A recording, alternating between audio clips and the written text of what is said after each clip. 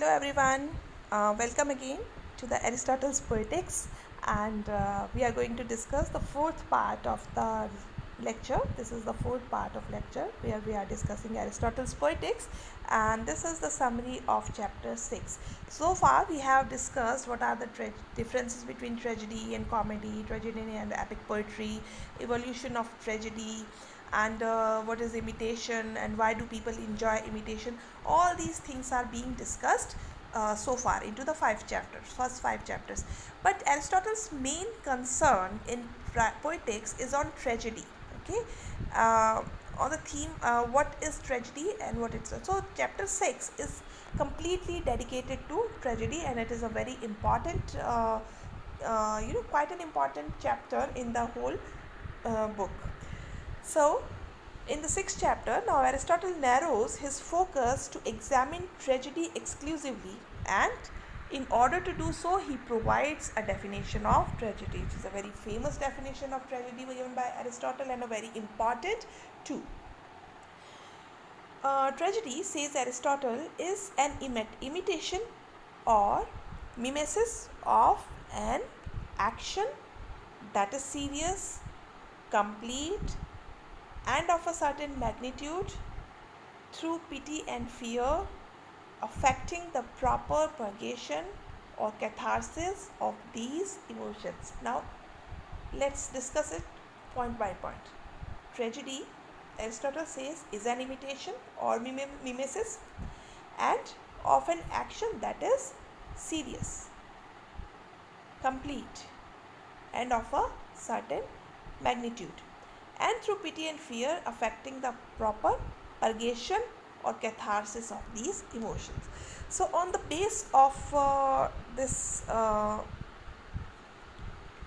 definition, we can divide or we can break up this definition into 7 parts. First, it involves mimesis or imitation. We have already discussed what is imitation in the chapter 4th and 5th, that imitation of anything related to the real life is mimesis, and it is more interesting to learn by imitation. Next, it is the imitation of serious. The second component of tragedy is that the content it carries or it imitates is going to be serious. The action is complete in itself. It does not need any outside help to be complete, and with the magnitude, having some grandeur in itself. It is such a grand topic or the theme that it carries a magnitude in itself. It is made up of language with the pleasurable accessories, and the language which has the accessories of rhythm and harmony, they are included into the tragedy. Okay, it should be presented into a rhythm, into a harmony, and these are the accessories of the tragedy. The language. Fifth part is these pleasurable accessories are not used uniformly throughout but are introduced in separate parts of the work, so that, for instance, some bits are spoken in verse and other bits are sung. So some parts are in the form of conversation, some parts in form of chorus. So these accessories or rhythm and diction or melody, they are used into different ways into different parts of the tragedy. And sixth, it is performed rather than narrated. Okay, it is performed, it is not narrated, it is dramatized. And seventh, and most important, that it arouses the emotions of pity and fear.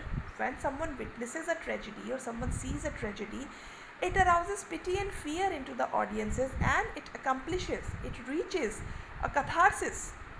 We have already discussed these terms. Catharsis is the purification or purgation. Okay, it is a scientific term, it is a medical term, which means that when you are going to treat someone, increase the symptoms or increase the, like in homeopathic treatment, we say cure like uncure. Okay, so you should cure someone without uncuring it. Okay, means increase the disease so that all the bacteria of that related to that disease or viruses that are related to that disease are they can come out of your bodies, they can be purified, your body can be purified or purgated out of those uh, elements. So in the same way, pity and fear, when they are aroused into your heart, when you cry you feel relaxed. In the same way, pity and fear, when they will be aroused in your heart, they will reach to a purgation or catharsis of these emotions. So these are the 7 components of poetry. What are these? Let's have a quick look again. First, it is an imitation. Second, it is serious. Third, the action is complete in itself and having some magnitude. Fourth, it is accompanied by accompanied, or the language is accompanied with pleasurable accessories of rhythm and harmony. Fifth is that the accessories or rhythm and harmony, they are introduced into separate part of the works, into separate forms. Then it is performed rather than narrated. And seventh, it arouses the emotions of pity and fear and reaches the catharsis of these emotions of pity and fear. So this is the Aristotelian tragedy definition of tragedy. Now next, after this definition, in this chapter 6 of the Poetics, Aristotle asserts that any tragedy can be divided into 6 component parts. Now he discussed the components of the tragedy, and that every tragedy is made up of these 6 parts with nothing else beside. So there is nothing else beside these 6 parts. Tragedy is complete in itself if it carries these 6 parts. What are the 6 parts? Number 1, spectacle. Number 2, melody. Number 3, diction. Then character. Number 5, thought. And number 6, plot or mythos. So spectacle, which is the overall visual appearance of the stage and actors. Okay, how does the stage look? How does the actor looks, or how do the actors look? The means of imitation. Okay. When we are representing something from the real life, we are going to make a set on the stage so that it should look real and people should get attracted towards that. So the overall visual appearance of the stage and actors is the spectacle, and the means of imitation, that is the language, rhythm and harmony, can be divided into melody and diction, which has to do with the composition of verse. So verse or poetry, or the tragic poetry, or the poetry in the tragedy is written with some particular, there has to be a language to write something or to speak something. Okay, language is essential, and that language should be in rhythmic form, harmonious, and the next 2 components, melody and diction, are part of the language to beautify the language. Okay, the poet should use melody, and the poet should use poetic devices also to make it more beautiful, so that the language can be grand or having magnitude in itself. Next, the agents of action can be understood in terms of character and thought. The agents of action, okay, agents of imitation who are going to present the imitation of some particular event are character and thought. Thought seems to denote the intellectual qualities of an agent, while character seems to denote moral qualities of an agent. Like what we say is, someone carries a good character or good moral, or someone carries a the intellectual qualities are thoughts. What are the ideas that are going into someone's mind, and what are visible to the other people are deciding elements of their characters. Finally, there is plot or mythos, which is the combination of incidents and actions in the story. Plot or mythos. Okay, we have already discussed the term in the important terms. It is the combination of incidents and actions in the story, that how story or the actions of the story are being placed one after another, how it is designed, the overall direction which is put into one. Like plot is a most necessary part. When we make a building, there should be a plot. Okay, after that we can make a room, a lobby, a kitchen, or so many things. So the bathrooms and toilets, and these are the things which come later. First we should have a plot. Okay, so the plot is the combination of incidents and actions on. So incidents and actions of the story rely on a particular plot, the main theme of the story.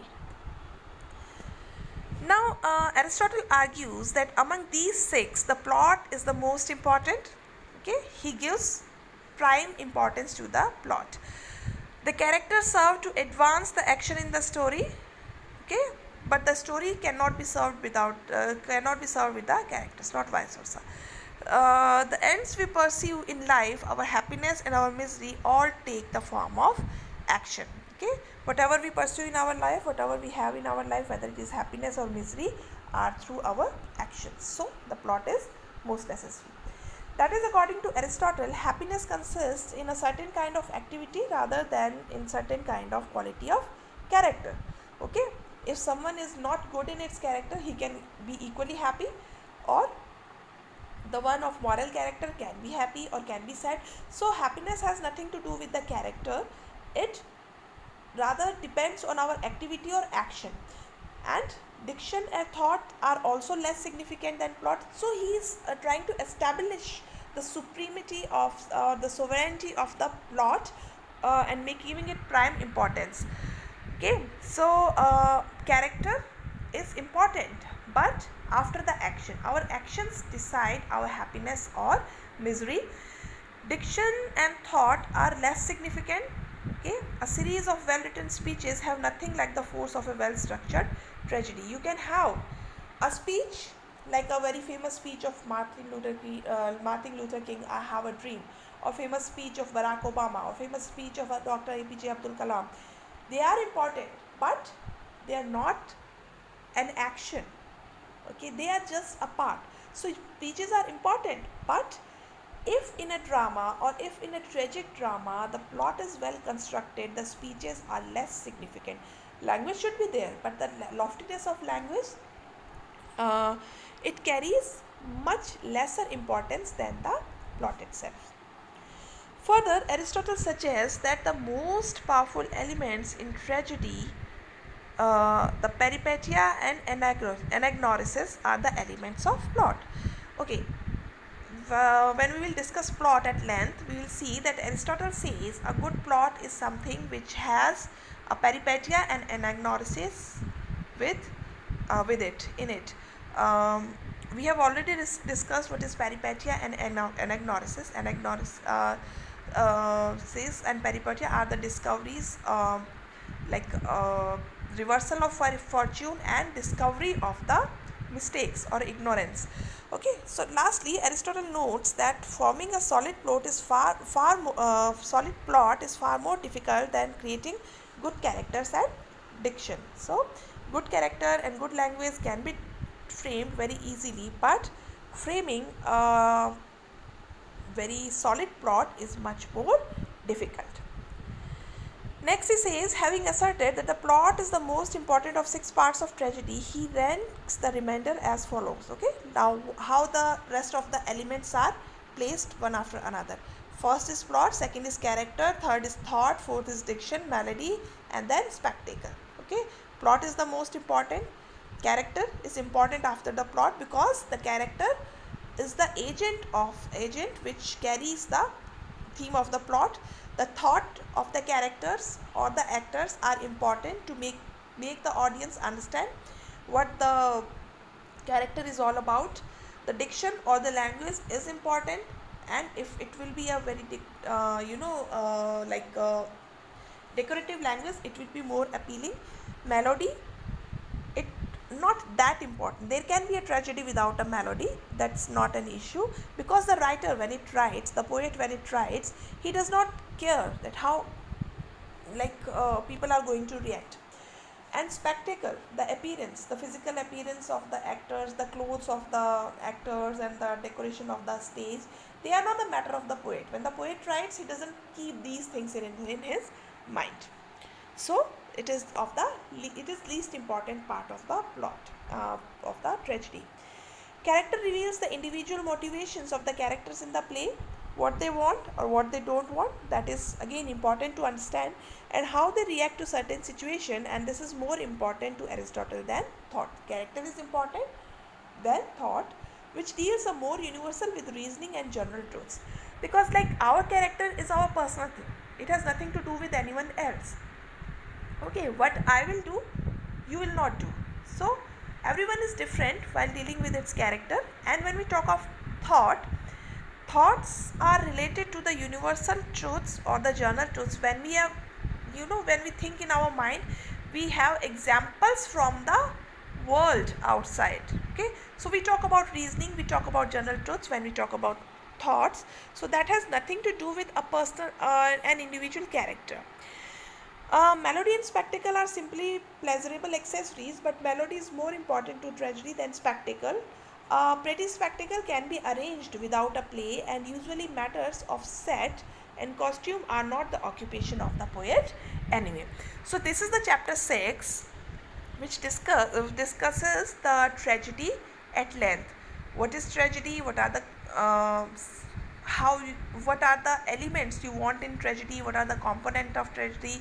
Their importance into a particular sequence are all discussed here in this poem. So I hope I have been successful in carrying it to you.